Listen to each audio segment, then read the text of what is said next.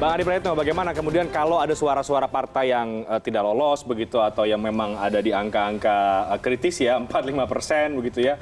Ini soal keterwakilan suara publik yang menjadi hangus lah, sia-sia, tidak terwakilkan. Nah itu kan kemudian yang dianggap ini agak mundur demokrasi kita karena kemudian membatasi tadi itu. Seperti apa? Ya kalau hitungannya lolos nggak lolos ke Senayan 7% kemudian suara dianggap gugur, hangus, mungkin iya. Tapi ingat, nggak lolos ke Senayan bukan akhir dari segalanya buat partai politik. Dia bisa menjadi oposisi di luar parlemen. Jadi pendukung-pendukung partai itu bisa dikanalisasi melalui tetap partai yang diusungnya untuk menyembunyikan atau menyampaikan isu-isu strategis. Jadi jangan merasa hopeless gara-gara partai yang didukung nggak lolos ke Senayan. Toh berpartai itu adalah, salah satunya adalah untuk agregasi kepentingan, menyampaikan aspirasi. Dan aspirasi itu nggak harus di Senayan, tidak harus di DPR, bisa melalui jalur-jalur di luar. Dan saat ini di era keterbukaan yang nggak lolos ke Senayan bisa berkoalisi dan masuk dengan partai-partai yang ada di Senayan atau langsung ke jantung kekuasaan pemerintah. Itu yang harus dilihat sebenarnya. Yang kemudian harus ditentang itu kalau ada pembatasan bikin partai politik. Itu harus dilawan. Saat ini hampir tiap tahun menjamur partai politik. Ini ada sempalan partainya Kang Pipin. Mungkin nanti ada sempalan dari PAN. Silahkan bebas. Tapi ketika ingin berkompetisi ada rambu-rambu yang kemudian dinaikkan jadi 7%, itu tantangan sebenarnya. Bagaimana pemilih yang masih belum diyakinkan, itu mencoblos mereka. Ini kan kompetisi secara terbuka. Janganlah misalnya terlampau mendramatisir ini membunuh demokrasi, setback ke belakang. Enggak ada yang menghalang-halangi mereka kok. Kalaupun toh nggak lolos ke Senayan, nggak lolos 7%, mereka tetap establish sebagai partai politik gitu loh. Dan dia bisa Tapi ketika kemudian apanya. ide itu selalu muncul dari partai-partai dengan jumlah suara yang besar, nah Anda melihat kecenderungan itu bagaimana? Nah, tapi memang bagi partai yang nomor urut buncit dan nggak lolos ke Senayan, ini dianggap sebagai kriminalisasi terhadap mereka ini. Membunuh kesempatan berkompetisi dan seterusnya. Kalau saya sih adalah satu mazhab yang setuju naiknya tapi gradual. Karena bagi saya Nggak adalah... langsung 7% gitu kalau Ya kan nanti soal angka itu bisa dikompromikan oleh teman-teman. Kalau saya kan melihat partai di Indonesia kan 3. Satu partai nasionalis, yang kedua religius, yang ketiga itu nasionalis religius. Kan ini enak kalau masing-masing misalnya partai nasionalis cuma ada 2. Yang Islam atau religius itu cuma ada 2. Nasionalis religius cuma ada 2. Kan ada 6 atau maksimal 7 lah. Jadi variasi dan variabel partainya enak. Kalau saat ini agak susah melihatnya, Mas Bro. Kenapa susah? Soal kunut nggak kunut ini menjadi penting dalam politik kita. Soal ziarah ke kubur nggak ke kubur ini menjadi penting dan bisa menjadi partai politik tertentu. Partainya Mas Pipin misalnya dianggap partai politik yang nggak ziarah kubur, nggak kekunutan gitu. Nggak tahlil. Nggak tahlilan. Betul. Sementara partai Islam yang lain, oh ini suka kunutan, ziarah kubur, tahlilan. Black campaign 5 tahunan ya. Kan menurut saya tidak ada yang penting sebenarnya didiskusikan yang membuat kanalisasi partai politik umat Islam itu terbelah-belah. Ini yang saya kira penyederhanaan parpol itu adalah ada partai nasionalis gitu ya, tapi jangan terlampau banyak lah gitu. Nah, religius juga ada, kemudian nasionalis religius. Ini yang kemudian harus diremas menjadi kalau penyederhanaan partai untuk mempermudah pengambil keputusan di parlemen dan lain sebagainya itu masuk logika kita tidak? Yang selama ini terjadi kan sebetulnya juga sama-sama saja kan begitu. Yang terjadi karena partai politik kan punya akhirnya tersandra dengan kepentingan parpol itu sendiri sebenarnya. Kalau multi partai sederhana relatif bisa dikendalikan. Kalau multi partai ekstrim agak susah untuk dikendalikan. Anggaplah misalnya partai politik yang lolos ke Senayan hanya cuma 6. Ini relatif sudah bisa dibaca kecenderungan arah politiknya, mau oposisi ataupun di luar kekuasaan. Tapi kalau saat ini ada 9 bahkan 10 sebelumnya, masing-masing partai agak susah untuk menentukan pilihan politik. Nasdem dalam satu isu misalnya dengan PDIP mesra, tapi di isu lainnya bisa tabrakan. Misalnya karena sering-sering ketemu sama PKS, Nasdem agak galak belakangan misalnya. Kan karena memang terlampau banyak komunikasi politik, Bang Adi. Terlampau banyak teman yang masih bisa diajak bicara. Terlampau banyak teman yang masih bisa diajak berkompromi.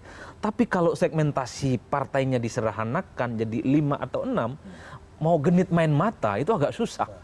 Dia akan mencari begitu banyak musuh politik yang kemudian mempersempit ruang gerak dan manuvernya. Apakah itu bisa membuat kondusivitas politik lebih terjaga? Kalau atau politik nggak juga? susah untuk kondusif. Ini bukan majlis taklim soalnya. Mau dua partai, ini nggak kondusif. Pasti ada yang oposisi, ada yang pemerintah. Menginginkan politik kondusif itu nggak mungkin. Tapi minimal bisa dijinakkan dan dikendalikan. Oke. Nggak liar. Jadi presiden tidak takut ke DPR. Begitupun DPR tidak takut kepada Oke, baik. presiden. Kang Pipin, tanggapan Anda termasuk juga pilihan angka PKS itu 5% ya sebetulnya. Ini angka apa nih? Pilihan realistiskah atau memang yang cukup aman dan juga bisa mengakomodir teman-teman yang lain? Ya sebetulnya kami belum mengkaji secara detail ya berapa angka, tetapi memang kami memilih untuk tidak ekstrim. Jadi kalau misalnya 4 tetap atau 5 ditambah 5, jadi artinya tidak langsung secara otomatis.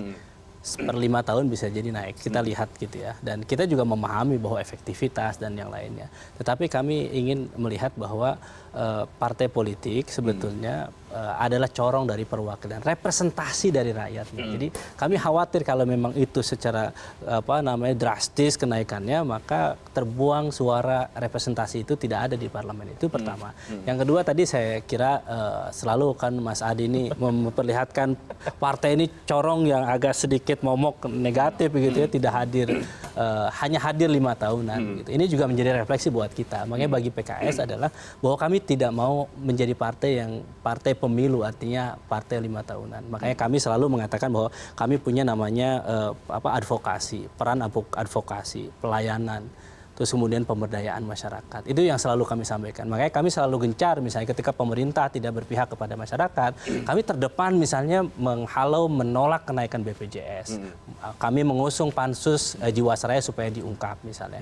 Corona misalnya kami tetap mendukung pemerintah, tetapi pemerintah seharusnya lebih tanggap terkait dengan ini. Harusnya antisipasi lebih awal. Langkahnya lebih cepat begitu dibandingkan saat ini tiba-tiba kita sudah 30 lebih misalnya yang terjangkit corona misalnya. Jadi saya kira memang kami memahami bahwa ini adalah suara-suara masyarakat yang harus kami sampaikan begitu. Dan kami memang alhamdulillah sampai saat ini konsisten untuk memperjuangkan itu.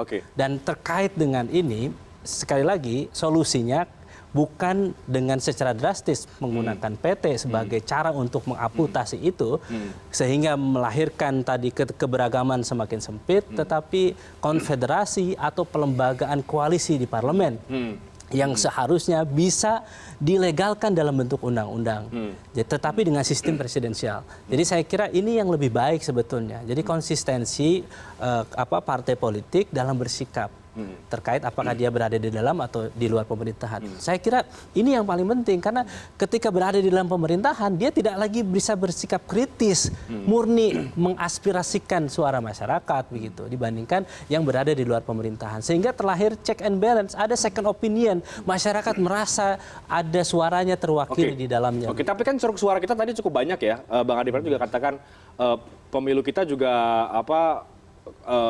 tingkat partisipasinya juga masih rendah. Artinya kan juga ada faktor partai politik itu sendiri yang kemudian perlu kita kritisi bersama. Bang Adi Praetno, dalam kerja-kerja politiknya tidak hanya kemudian soal parliamentary threshold kah, tapi bagaimana upaya-upaya partai untuk bisa masuk ke tengah-tengah masyarakat sehingga sebetulnya tidak perlu khawatir soal angka 7%, Kang Pipin. Betul. Jadi saya kira ini juga pertarungan tentu bagi kami, bagi PKS. Kalau memang nanti pada akhirnya kami misalnya menolak itu, tetapi partainya Nasdem dan yang lain menyetujui tetap berada di 7%. Ya kami tetap akan struggle. Kami akan tetap memperjuangkan berjuang untuk mendapatkan simpati dari masyarakat begitu. Tetapi saat ini saya kira ya memang butuh kebijaksanaan dari semua partai politik yang besar.